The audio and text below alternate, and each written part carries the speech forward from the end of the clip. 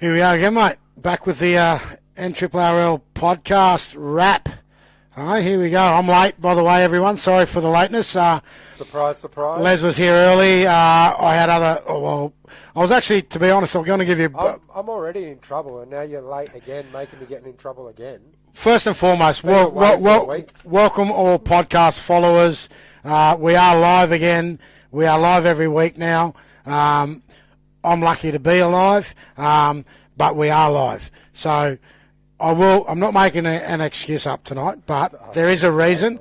I was actually running a bit late. I was going to be here right on 6, but then I got a phone call from the NRRRL, chairperson, by the way, who we hope to get on in the coming weeks to discuss this weekend's fixtures. And Goffy's phone's going off in the background, so I'm really good at the moment, but yeah, it was an interesting discussion with Harrow, and I'm going to get into that a bit later. We'll get into it a bit later on, eh? So welcome back, everyone. We're back another week. We've survived another week. Yep. Round what have we done? Mate, you know what? I'm just going to be totally honest. I don't even know what round it is. There's been that many hiccups along the way. Round 4 we played. Round 4. Is that the official? Yep, we played round 4 last week. So last week was round 4? Last week was round 4. So this is round 5? Round 5. Okay, and then we've got some stuff to talk about later around catch-ups and whatever, but officially round 5 this weekend. Yes.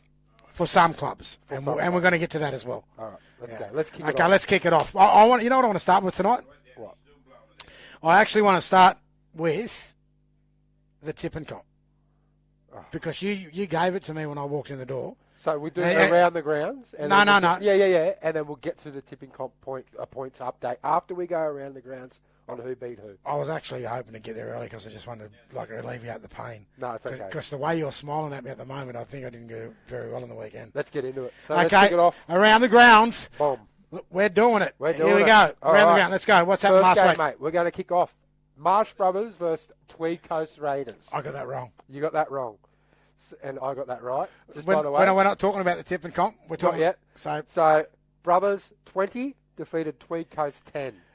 The Shallon Fuller show. Shallon Fuller show. Have you watched the highlights? Oh yeah. Oh yeah. Oh yeah. He played good. You know I watch every game of every week of I know you do. Every minute. That's why I just love it because you do your homework. So yeah, don't write your notes though, but you do watch your games. Oh mate, I've got a memory of an elephant. All right. Yeah. So how'd you go, mate? I think Shallon Fuller turned up on the weekend and went NRRRL, every other club in the competition. Here I am, and mate, he was brilliant. His kicking game, which is that's one of his biggest go-tos. His kicking game was on song. His directional play of that team directing them around the park to get to where he needed to get to get a result. And mate, he made some big plays. There was I think there's 2 tries where he's shaped up to the right and he's looked out. Blokes are shooting out. He's done a harbour breach, and then he's just hit this ball, mate. He's hit a 10-15 metre pass, hit the bloke in the chest, winger scores, no untouched. It was a Shallon Fuller show, mate, as far as I was concerned. And I think Tweed Coast Raiders came into that game looking to bounce back. And for the first 20 minutes, that's what the game actually was shaping up like. I was like, this is going to be a pretty tough hit out. Wet conditions, rain, Crozier Oval didn't look great underfoot. And I just think that Brothers turned up and with intent. And I'm not saying that Tweed Coast didn't, but Tweed Coast they're a bit off. I'm a bit surprised with Tweed Coast start to the year. I was expecting big things from Tweed Coast, and their 2 losses to start the season. So yeah, mate. Interesting to see what they do this week if the games go ahead. They've made the interesting thing is on paper they got good cattle. Good coach. Yeah, good cattle. Yeah, mate.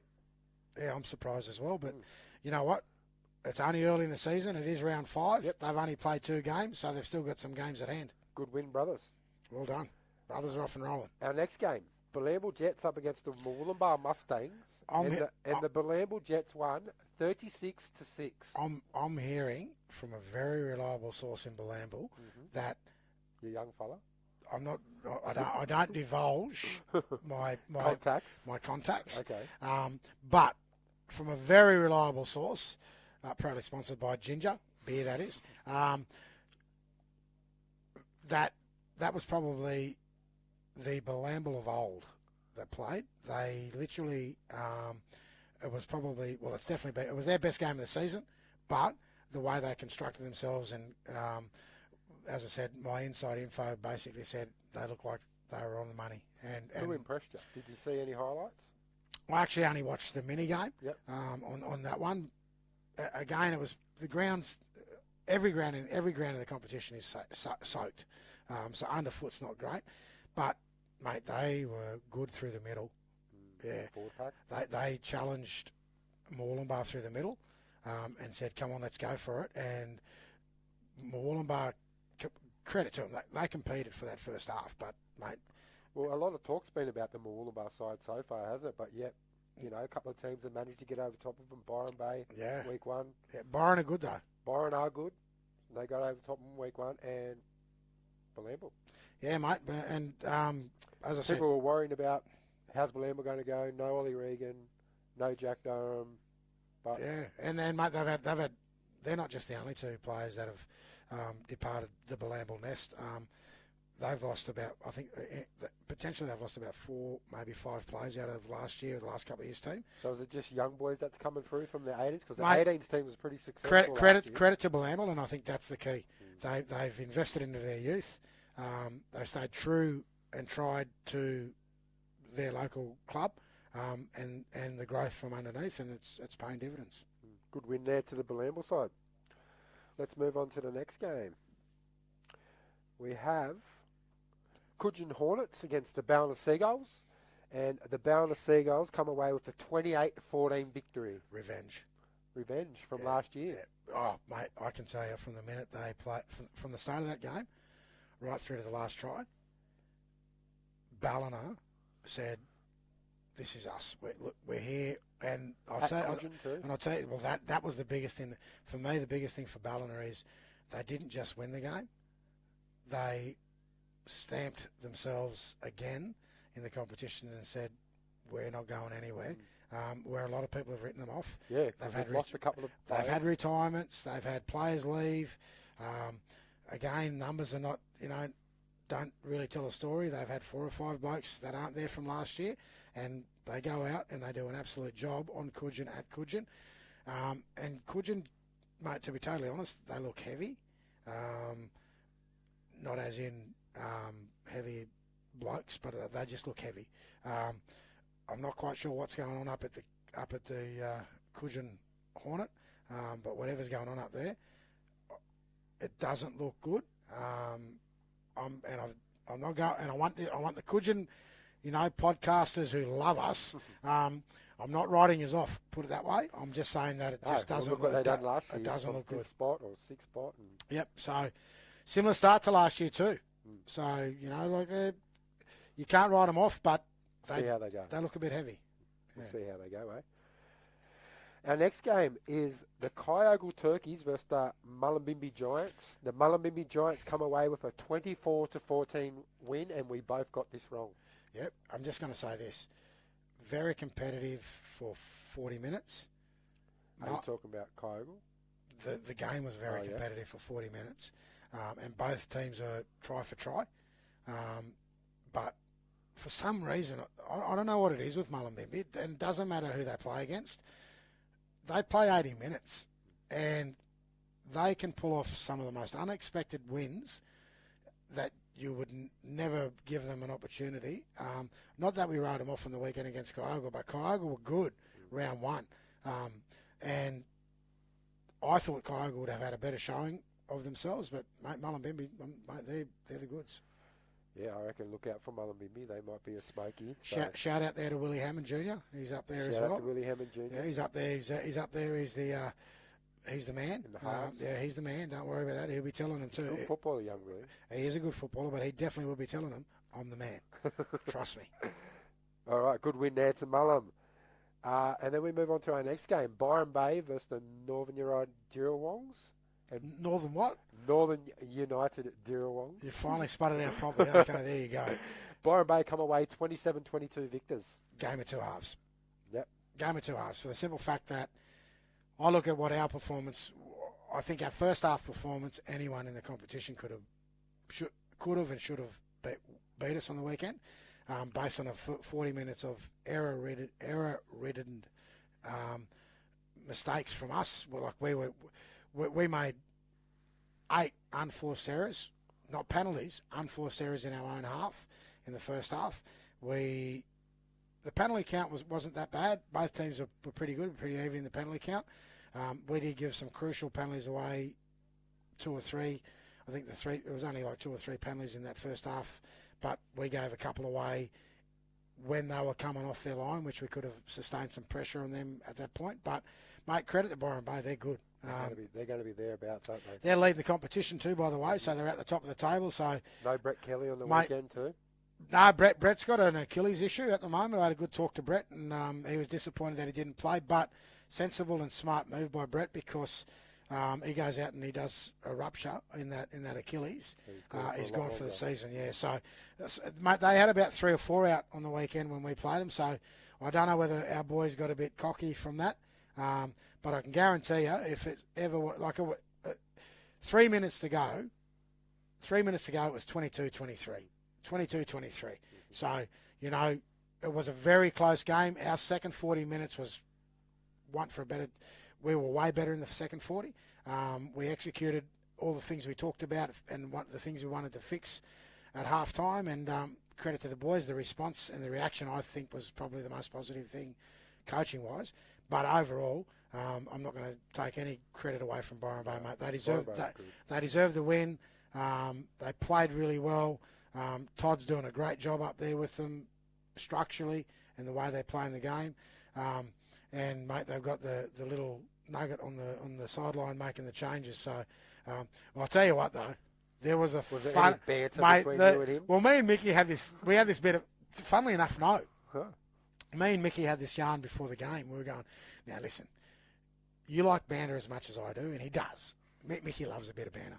So anyway, we said, let's just call a truce. Let's just let the guys play football and keep me and you out of it. And we did. But dead set. At the end of it. 5 minutes to go, towards the end of the game, the banter started. And it was the Mickey and the Ash Moran. And I'm in between saying, settle down, boys. Like, it's just a game, like, it's all right, boys. Oh, that's not like you. But, no, and, mate, I found that I was the mediator.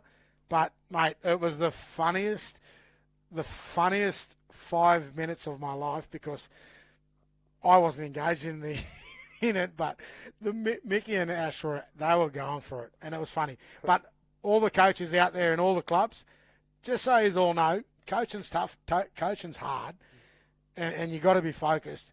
But there's nothing wrong with banter. Like, dead set, get into it, have a bit of fun with it, guys. If you take it too serious, then we're not winning cattle stations. We're not winning, $1 million to win the premiership. To be totally honest, I think the NRRRL, I'm definitely going to put that in controversy corner. We're going to talk about that. I'm writing it down now. Note to me. Controversy corner.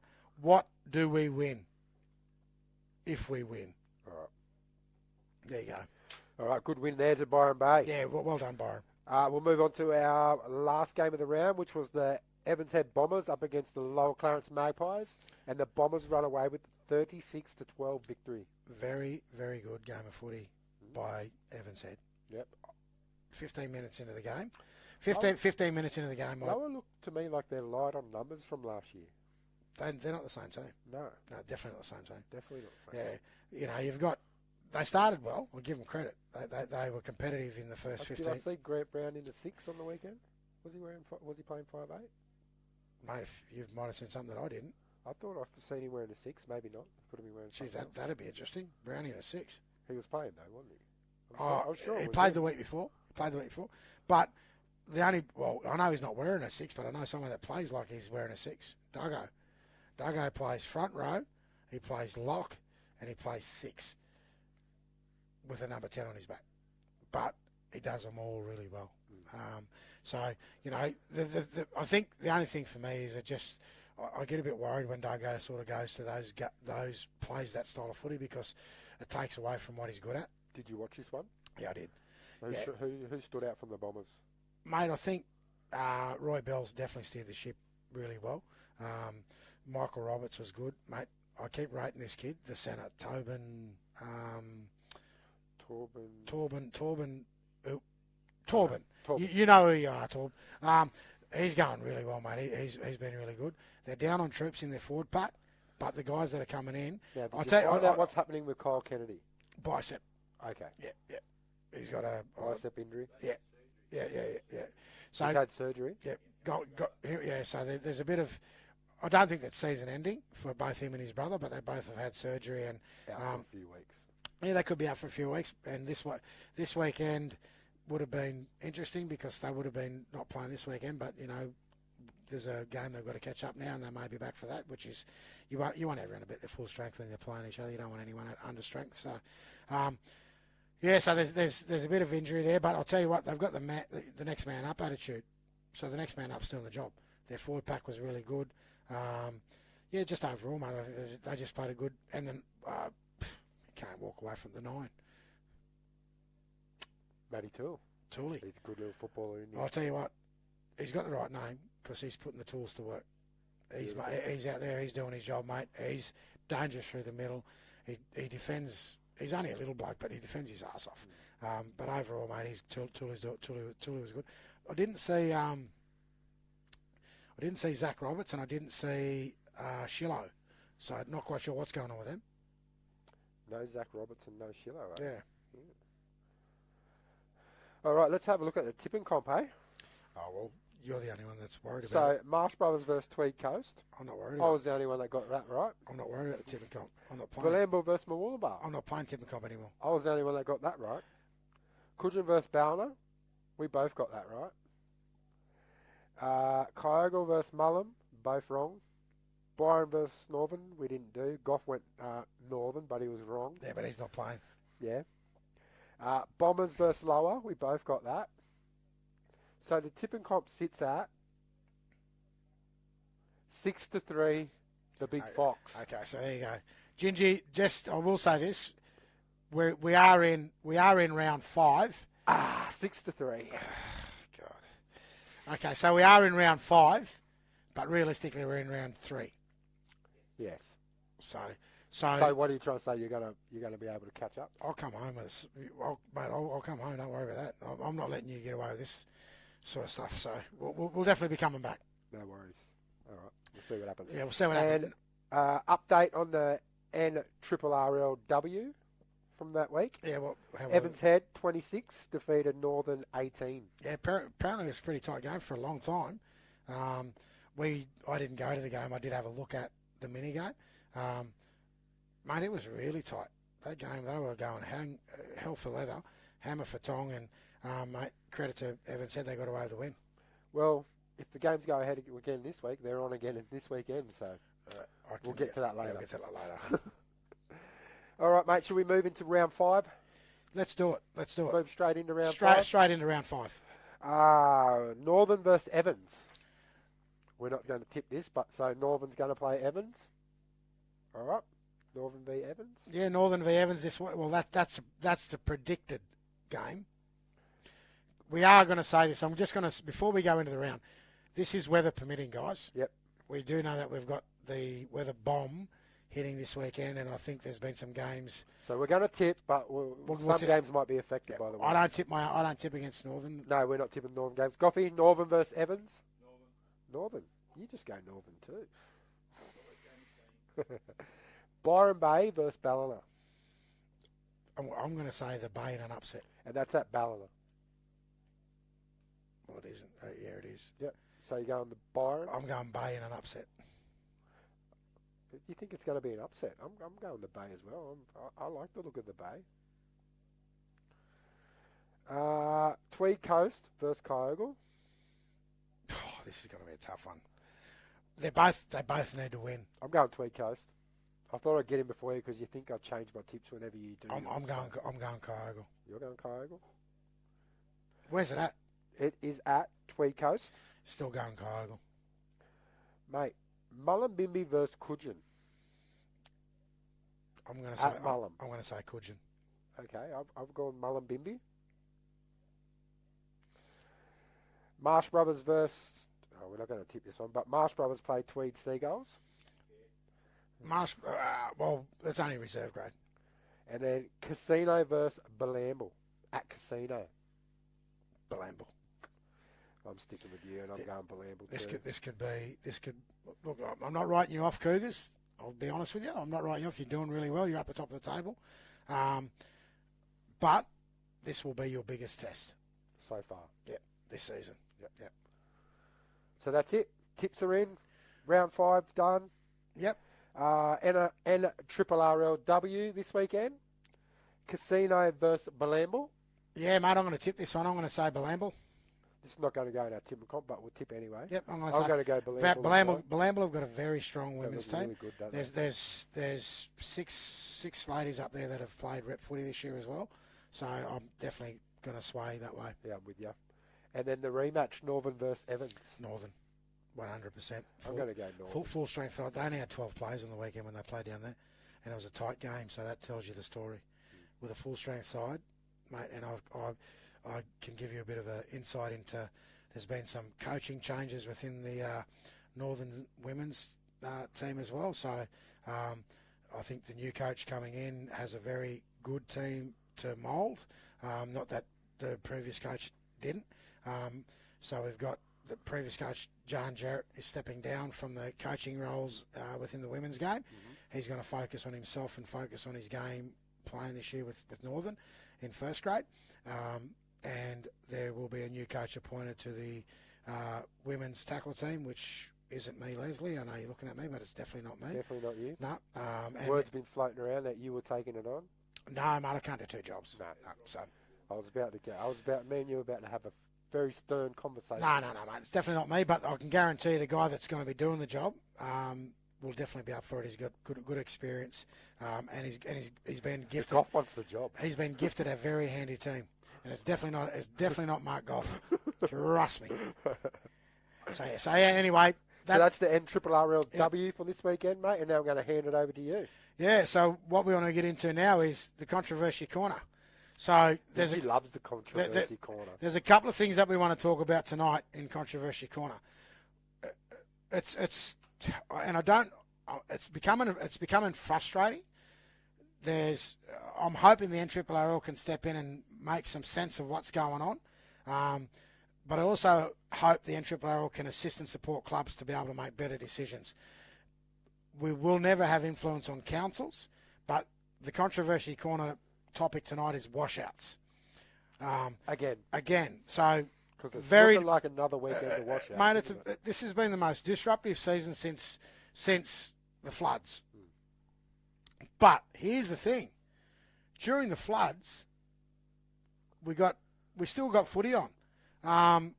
The competition probably was interrupted for the first 2 weeks, but then after that, there was still rain around. The grounds are still not good enough not as good as what you'd like them to be. But we still had councils having a little bit of flexibility because of how important community footy is to the communities. What it does for the clubs, what it does for the businesses in town, because you've got to buy all your stock from those businesses. It also impacts on incomes for clubs throughout the season, and we know how important that is, Les. Mm-hmm. But at the moment, you're looking at, across the competition, in 5 rounds of footy, you've got 2 washout weekends. You potentially have another one coming up this weekend. And I mentioned last week the conversation that I had with Big Garves from Brothers, where he told me that there was one year that Brothers had to play like near 3 or 4 games, nearly 4 games over 3 weeks, and the impact that had on their club, even though they had some success and came out the other end and they were pushing towards finals, the impacts of playing midweek games, catch-up games, and the toll that it took on their club, probably going further than what they did in the final series, was long. So the only difference is this year, you're talking about potentially 4 or 5 clubs that are going to be doing exactly the same thing. So at this stage, you've definitely got Splendor Weekend, which is round 1. To be all that total round will be played on Splendor Weekend. You've now got a second half the competition. Well, there was only 2 games, I think, that weekend. Which one? The following week that you're about to talk about now. Yeah, so you got 2 games. You got the Coogin v Northern game. There was only 2 games that played, I think. 2 games that played. So, yeah. So the games that didn't play that weekend was Coogin and Northern. Has to be replayed. You've got, not round 2, sorry, round 3 it was. Ballina and Kyogle. Coogin and Northern. Lower Clarence and Byron Bay. Lower Clarence and the Bay. Did they play that weekend? Yeah, they played. They played. They played. Balamble. It was a Balamble game. Balamble, and that was Tweed Seagulls. Yep. Did Mawulumbar and Evans Head play that weekend? I don't think they. Yeah, they did. Oh, they did. So realistically, those games are going to be caught up. From our club's perspective, we put forward to Coogin a potential Saturday game, June long weekend. That's to be sorted. I'm hoping we can actually make that happen because that's the logical day to play that game. And now, going into this weekend, you've got definitely 3 teams, 6 teams that are looking to potential washouts. If we get one more team, there's a whole round based on the rules that the NRRRL put out. If 4 games are not played or postponed or cancelled, the whole round's a washout. So at this stage, as I said before I came in, I was on the phone to Harrow coming in to the podcast tonight and some of the suggestions around those games. And obviously the June long weekend is one option for those for some of the games that have been washed out in round 3. You've got now I'm hearing that potentially round 16, the week after, which was the first week of semis, can be a potential catch-up weekend for clubs that don't play potentially this weekend because of the rain bomb. Mate, I think they're just all going to have to do midweek games, well, to be honest.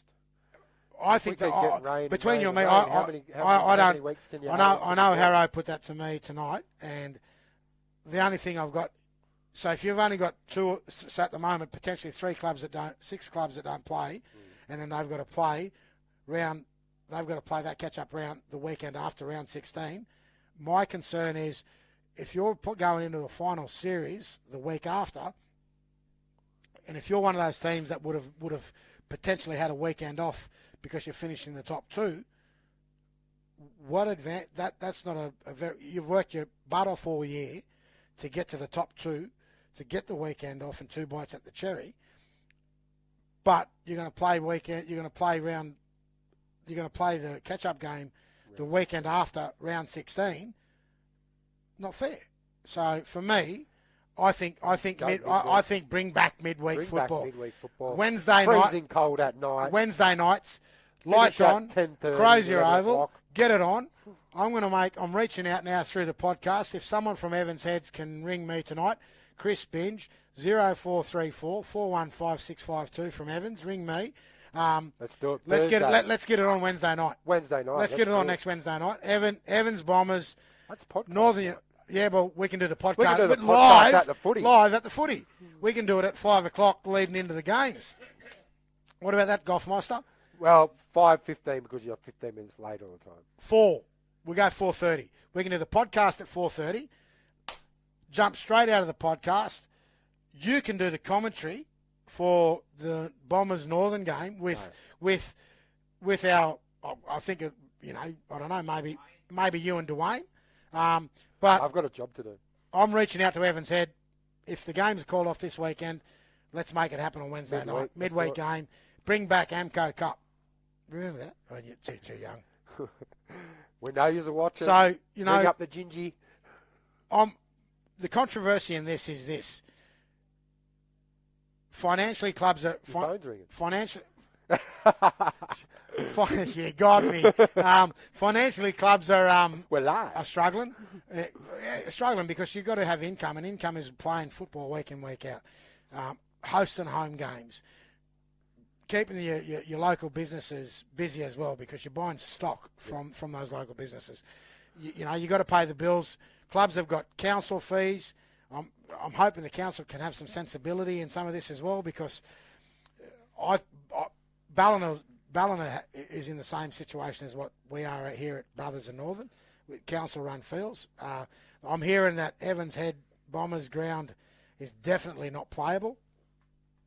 So, you know, you can't even have this problem if you, like I was saying, just play, mate. Play in the rain. Well, you can't. The councils won't yeah, allow it. You know, and councils are spending a lot of money. Croziers, they've spent a hell of a lot of money on Croziers upgrade, and I get it, but it's frustrating. Open up Clifford Park, just play. Well, mate, I came from Clifford Park before I came to the podcast, and I can tell you right now, I was ankle deep across the whole ground. That'd be a great game. Ankle deep mud. Yeah, well, mate, you can't do it because it's not. You can't. It's not a fenced ground. It's not safe. So, look, at the end of the day, we could talk about this all night. I could anyway. But what we need now is some sense and sensibility from clubs to make decisions. We need the we need the NRRRL to step in and say to these clubs, particularly if you're the host club, you should have the right of way of saying this is when we're playing it, and the other club's got to be able to work with you on that. If they don't, the NRRRL then have to step in and make a decision, and it's pretty simple. It's not split the point. What's the main issue with a midweek game? Nothing. I don't think there is. Is it because there's so many teams playing and it goes too late? No. Look, I think not every game's going to play this Wednesday. So maybe the lower grades split points and just play the main team? Well, I still think you can fit it in. 5:30, you got lights. 5:30, 18s. If you've only got 3 games on the day, which we have against Evans this week, you've got a ladies, women's. You got a ladies, women. You got a women's tackle game. You've got a reserve grade and a first grade game. Yep. Mate, you could start your first game at your first. 5 o'clock. There's no under 18s. You can start your first game at 5 p.m. You know, you start your second game at 6 p.m. 7:30. I'm doing times here. 7:30. You're running on. Not good with maths. 7:30. You're running on in first grade. So, you know, I think I think we've got to look at it. The group's got to support it. I don't think the round 16 concept or the round 17 it would be if you're looking at it from a competition point of view. I don't think it will work for the simple fact that it doesn't put onus back on teams that are going to be successful moving forward, going into a final series. What do you think, Goffy? I don't really care. Do you? You should be because I've got a lot of power. So would you agree, Goffy, on that? I agree, mate. I midweek? We need midweek and we do need the support of the group and Yeah. the referees. Yeah. I think the referees will be fine for a midweek game. So if you can't hear Depending on Goffy, what? he agrees. He reckons we need support for midweek games. Look, I think that if it's not a full round, like everyone playing on a Wednesday night, if it's one game on a Wednesday night, I think Josh could work with the referees to be able to get 3, you know, really good ones to do the games on a Wednesday night. So there you go. I'm gonna put a bit of controversy to the corner. I'm putting the branch out. My phone number's gone out to Evans Head. Get in contact with Benji. Let's get it on this Wednesday night. We get the grounds cleared on Monday. If it's cleared and opened. No, well, Monday will be the test. You still got a day of drying out, and I think Wednesday's good to go. Right. Let's get it on. Bombers and United at Crozier Oval Wednesday night. Get it up, get it on. Bring back Wednesday night footy. Wednesday night footy. That's Controversy Corner. I've got one other part of Controversy Corner. All right, get into it. And I don't know what it is. So, and I don't think the supporters in the competition knows what it is. The clubs may not even know what it is. But what do you get for winning the NRRRL competition in first grade? What, players or? No, yeah, like what do you get? What does the club get? Percentage of the gate. A percentage of the gate? Percentage of the gate. You get a percentage of the gate. I don't know how much it is. You'd have to ask Mark Harrison. They pay you a percentage of the gate. If it's a big gate, the more you get. Okay, so you get a So percentage the host of the club Yes. and the 2 teams participating. Yeah, You get a medal. I mean, You get a shield. yeah, well, that's a given. Well, I'm just saying. You asked for But I it. mean, I'm like, telling you. the reason I'm saying that is You get bragging rights for the reason I'm saying that is that everyone knows in the game, the people on the NRRRL board, the clubs, the players, how much work goes into a season. You know, how much, you know, volunteer capacity. You get less points for the next year. Well, don't start me on points. We're going to get into that next. No, we're not doing it tonight. Okay, next week. Yeah, next week. We're not doing pips. I can sit here and do piss points all weekend, but I'm not even going to get into that. I've got a whole scenario. Okay, I've even got a plan for that. But anyway, so look, if the NRRRL, I mean, I just think we need to this is, I believe, outside of Newcastle, I keep saying it, the second best competition in New South Wales Rugby League outside of Newcastle. And we need to make sure, don't do the eyelashes. So, look, we just need to... You never used to say that when you weren't coaching in this group. Let's make it worthwhile. Anyway, I'm shutting up. That's it. That's my controversy corner. I'm done for dinner. I'm handing it over for you. Beautiful. Done. All right, what have we got up next, mate? Shout-outs? Shout-outs. All right. I had some shout-outs from last week that I didn't get to, so I'll go through them now. Trigger Roberts wants a shout-out to Cabo. Why? Oh, Cabo? Yeah. I thought he shout-out Trigger. No, not him. Yep. Shout out to my Yarbalinga crew down at uni. That's my crew down there. So for those people that don't know what Yarbalinga is the group that Les goes down to and studies to be a school teacher. And if you're a budding parent of the future and you've got young kids that want to go to school, please don't send them to his class. Thanks, Coffee. Steve Kell wants to give Alan Roberts a shout out. Steve Kelly wants to give Alwyn a shout out. I've got a couple of big shout outs after this as well. Matty Kelso wants to give a shout out to the Don, Bradley Mansfield and Maxie Beecher. Okay, good. I'm just going to say... From the Kels. I want to say a bit of a shout out to Mr. Kels, or Mr. Kelson, as my grandkids call him up there at Tweed Public School. He's the... I think is he a teacher or a deputy principal or something like that up Who's there? that? Kelso. I don't know what he's doing. Yeah, he's a school teacher. Is he? Yeah. There you go. Yeah. There you go. Kelso. There you go. Hey? Shout out to young Kyden Bolt. We always give Kyden a shout out. Kyden. Mate, He's away at rep footy at the moment. Hey, well, listen, Kyden, if you're away at rep footy, all the best, little brother. Make sure that you give it all you can and go out there and have some fun. If you get picked, that's great. If you don't, that's still great because you've had fun. And you gave your best shot. Yeah, exactly. Shout out. But he's good. He's good. He's good. Shout out to young Bailey. We haven't had him on the podcast yet. Yeah, well, Bailey. we've got to get him in the next few weeks. Yeah, we've got to get him back. Yeah, definitely got to get Bales in. Shout out to the Emmanuel. Is that the big man? The big man. That's him. Is he home at the moment? I think he's gone back to WA. So for those people that don't know, it's called the big man FIFO. The big FIFO is called. We've taken him from the big man. He's called the big FIFO now. Earning the big dollars in the mines, digging up my wonderful country. Oh, there you go. All right. Move on to your shout out. So, I've got a couple of shout outs, and these are pretty significant shout outs. I'm going to put a big shout out, and I want to say a big congratulations to a couple of young ladies who I've had a fair bit to do with over many years as a mentor, coach, and a go-to in relation to their careers. But we've got Phoenix Hippi this weekend, the daughter of Alwyn and Winnie down there, making her DB Cup women's debut this weekend for Tweed Seagulls. So a big shout out to Phoenix, and I'm going to say all the best, Fiend. I know you're going to be out there giving it your best, and 100%. I'm one of the proudest people to be able to even say that she's making her debut at that level, because that's a major step.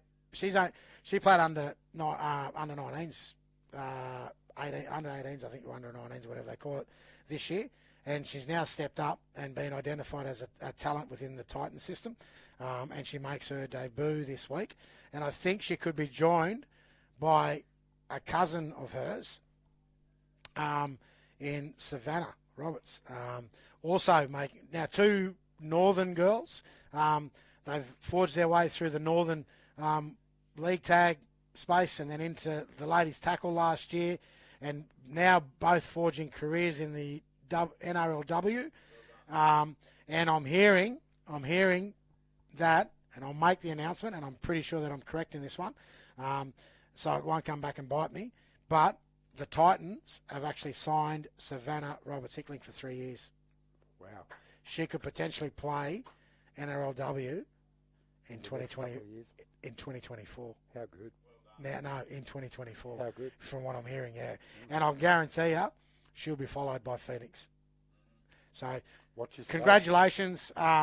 Two great products from the NRRRL. That's huge news. NRRRL tackle system. They both played in the junior reps in the tackle girls, then progressed their way last year through to the women's tackle in the NRRRL. So all those young women and young girls out there that believe in wanting a pathway to the WNRL, I can guarantee you the NRRRL now are creating that pathway through their women's game. We've now got products like this going on and making it at the highest level. And, mate, this is the game to be in. This is the competition to be in, and we want to grow the women's game, and we want to encourage more young girls. And I believe in the next couple of years you're going to see more young girls that are up there in that system coming through and picking up contracts like these two young girls. So congratulations. Well done to the parents. Girls. Great news. Well done to the families. And it's going to be a massive year for you guys. And I hope that we can also watch them on TV this year if they get their NRLW when they get their chance. So well done, girls. Congratulations. Very proud of both of you guys. Yeah, congrats, girls. Nice one, Benji, that one. Let's move on to what's happening next week. Next week we've got a special guest coming on. Yeah, we've got this will be a first for the podcast. Been dodging us, hasn't she? She's been dodging us for 12 months. So we've got the New South Wales Rugby League. I suppose, what role is Tanya in New South Wales? She's one of there's her and Wade Kelly, who are both placed here through New South Wales Rugby League in a development role. So they work with the NRRRL, but they also work with the Pathways programs through New South Wales Rugby League. And Tanya's massive in the women's game, and she's been a major advocate for the women's game in the NRRRL and within New South Wales Rugby League. And those two young girls that I just talked to have come through the pathways that Tanya's been a huge part of. So she's going to be a special guest next week here on the podcast. Ready, Benji? For anyone, have we got our Facebook site up and going again? No. Is that happening? Can we get it up, please? I've turned it over to somebody else. Goffy's going to make it. So we're going to get the Facebook, and we'll be the administrators of that, and we're happy to work it. I'm not. I'm staying away. Goffy can be administrator. No. You can be. I don't know how to do it. Well, you will find out. Okay, so any tips for Facebook, just text me at the moment and let me know, because I have no bloody idea. So look, Tanya Booth next week. And we might even get, apart from Tanya, we might even see if we can get someone to Skype in as well, another special guest. And we might have I'm going to see if I can pull off a big, outside of Tanya, another big podcast first. Okay, we'll see what happens. With Bryony Kelly. Okay. He's doing really well up there with the Titans. He's turned his season around up there. His last 3 or 4 weeks have been absolutely brilliant. Yeah, he's been really good. I'll reach out to Brian and see if we can get him on next week and have a bit of chat with him about how the Titans are going and what he's doing up there in the glitter strip, and go from there. So look forward to next week. That's it. Just a reminder of the tipping update score again. It was 6-3, the big Foxy over Gingy. Yep, and that's us. And that's us for the night. There you go. That will be, my friend, what we would both call an NRRRL wrap.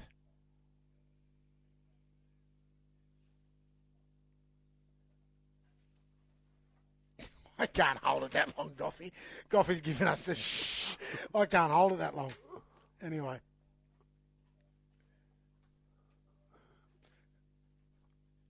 Gotta love technology. I know.